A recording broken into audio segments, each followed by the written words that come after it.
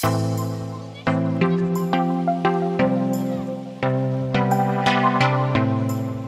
guys, welcome to the next video in the series where I talk about my post-hysterectomy recovery. I did have my 6-week appointment a couple days ago, and everything is healing very nicely. They said all the incisions look like they're healing. The incision that they do that they call the vaginal cup, that incision looks like it's healing really well. So that's very, very good, I guess. Basically, I asked about activity and stuff that I can do. They still don't want me doing any heavy lifting or any really strenuous exercise or activity until 12 weeks after the surgery, which will be another month and a half for me, putting me at the end of June for those activities.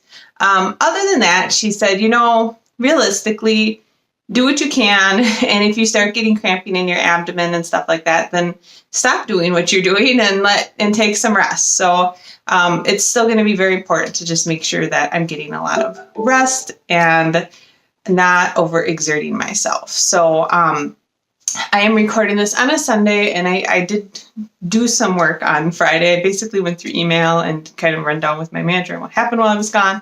I do go back to work full-time in person tomorrow, so we'll have to see how that goes. I don't know if it's going to be completely exhausting or if I'm going to be fine, or I just have no idea.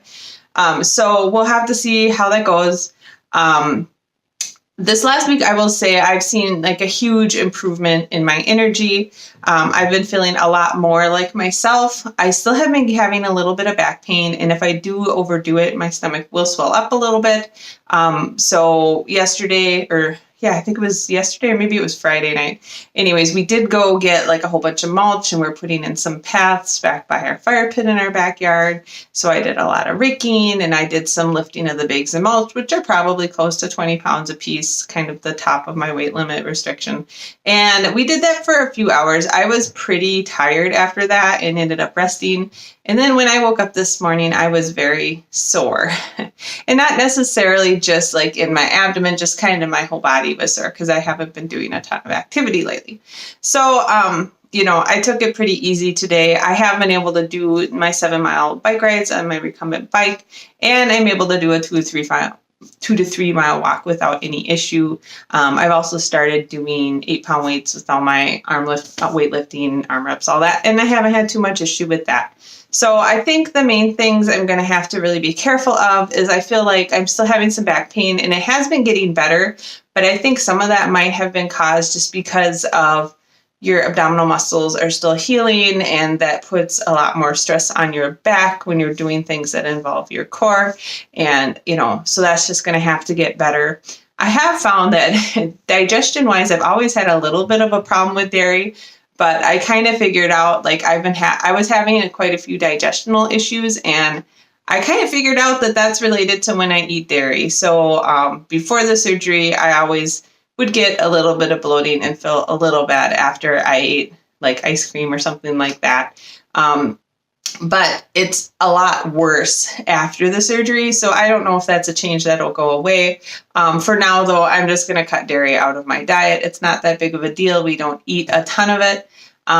So I'm not too worried about that. Either it'll get better or it won't. And if it doesn't get better, then I just won't eat dairy. There's plenty of alternatives out there. We do like to have ice cream once in a while coming into the summer, and like Target has almond milk ice cream and cashew ice cream, and there's like a whole bunch of different kinds of stuff you can do now. So that's about it for my 6-week update. I guess I'll probably stop doing these weekly and start doing them maybe every other week or every third week for just a couple more times to see, if I have any issues or if I continue to improve. I have noticed that, so I've gone over into when I would be having my second period from my surgery. So like, I guess my second menstrual cycle.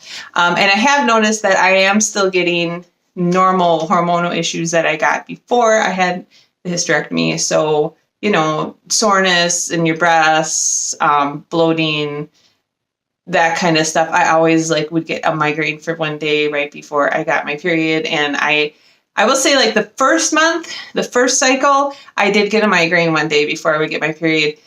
This month I got I got a headache, but it never really turned into a migraine. So I do feel like the symptoms have gotten better.